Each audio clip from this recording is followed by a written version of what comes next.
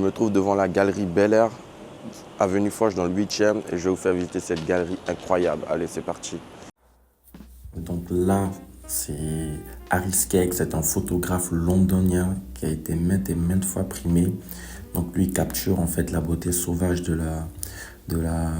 monde naturel. Donc il a exploré plus de 80 pays. Vous voyez, ses œuvres reflètent sa passion pour la faune, hein. On peut le voir. Ça, c'est une œuvre de Cédric Bouteille, c'est un artiste français. Il est né en 1970.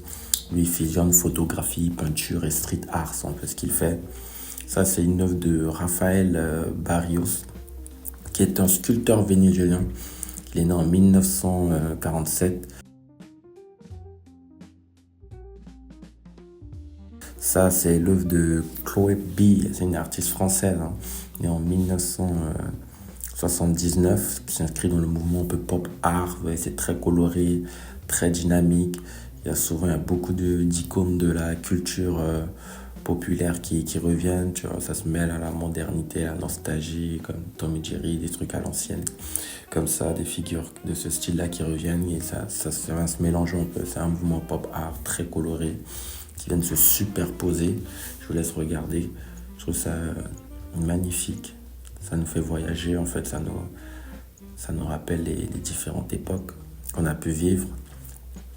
Ça, c'est un sculpteur français qui s'appelle Paul Sibet. Donc lui, il fait de la sculpture. Ses œuvres se distinguent particulièrement par le côté épuré, en fait. Tu vois, c'est des sculptures souvent qui sont inspirées de la nature. C'est très élégant et très minimaliste. Là, c'est Cédric Bouteille dont je vous ai déjà parlé tout à l'heure. C'est une de ses œuvres. Comme je disais, il mélange pop, peinture, un peu sculpture, il fait un peu de tout. C'est un mix de tout ça. Raphaël, qui est le sculpteur vénézuélien. Et là, on revient sur Paul Siboué, que je dis tout à l'heure, qui fait un peu des œuvres contemporaines épurées comme ça. C'est un peu son style.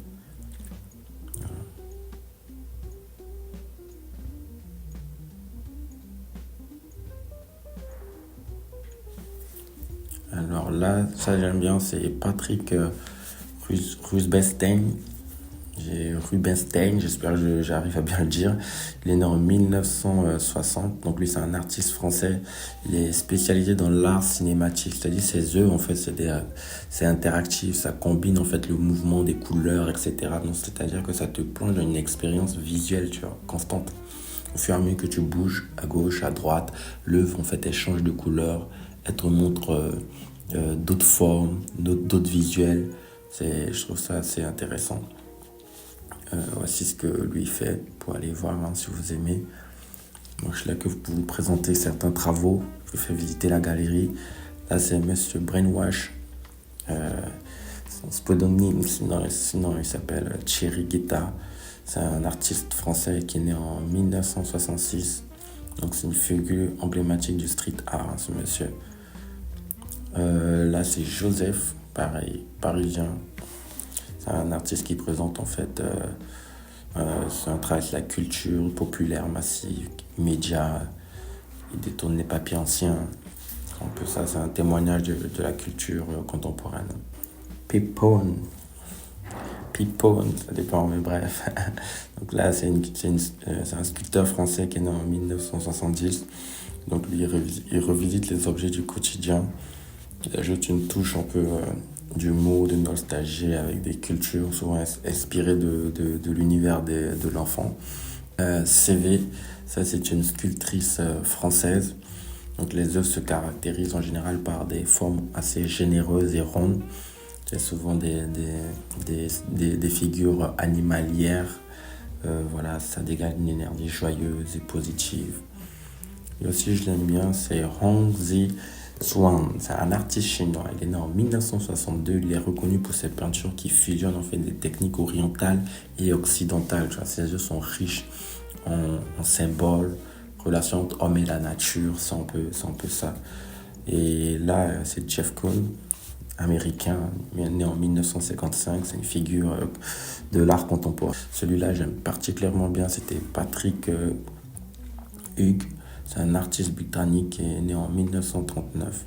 Vous avez vu un peu, c'est de l'art, c'est un concept reverspective, c'est-à-dire c'est la peinture en 3D en fait, 3 dimensions. Et voici la dernière œuvre, toujours de Yang Zi Xuan. Ça, j'aime bien les fleurs comme ça. Je sais pas si vous avez déjà vu ça sur les réseaux ou quelque part, mais ça change de couleur aussi en fonction de où est-ce qu'on se place. Je sais pas si je vais bouger la caméra pour vous montrer ça, mais ça aussi c'est assez magnifique en vrai. Bon, là je viens de vous faire la visite. Franchement, une très belle galerie sur l'avenue Foch. Pour ceux qui ont l'occasion et qui peuvent rentrer, essayer de rentrer parce qu'il y a vraiment de très très très grands artistes comme vous avez pu le voir.